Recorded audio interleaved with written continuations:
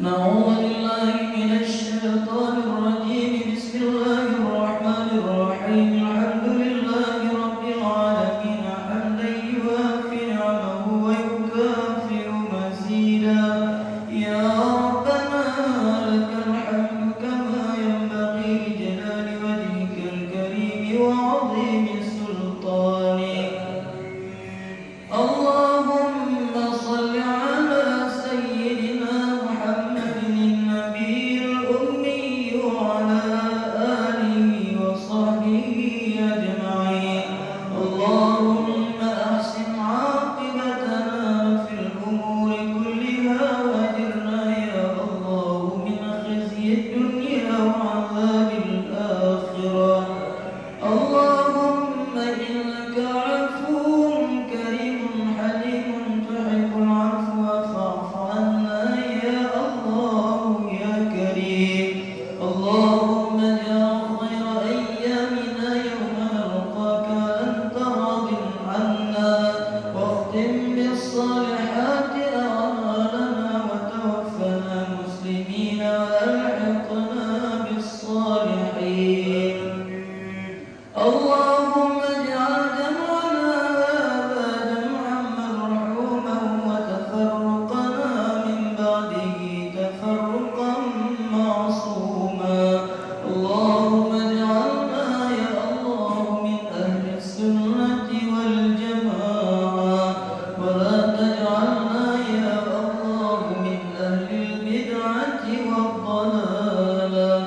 اللهم استجب دعاءنا واشف مرضانا وارحم أمواتنا ونور قلوبنا وثبت إيماننا وأحسن أعمالنا وزين أخلاقنا ووسع أرزاقنا وإلى الخير قربنا وعن الشر أبعدنا، واقض حوائجنا في ديننا ودنيانا وآخرتنا إنك على كل شيء قدير.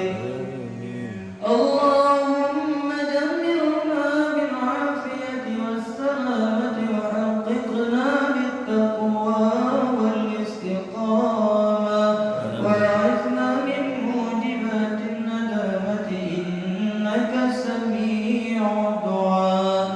اللهم اغفر لنا ذنوبنا وذنوب والدينا وارحمهما كما ربيانا صغيرا، ولجدنا ولجدتنا ولأستاذنا ولمشايخنا ولمرشدنا ولمعلمنا ولمن له حق علينا، ولجميع المؤمنين والمؤمنات والمسلمين والمسلمات الأحياء منهم والأموات برحمتك يا أرحم الراحمين.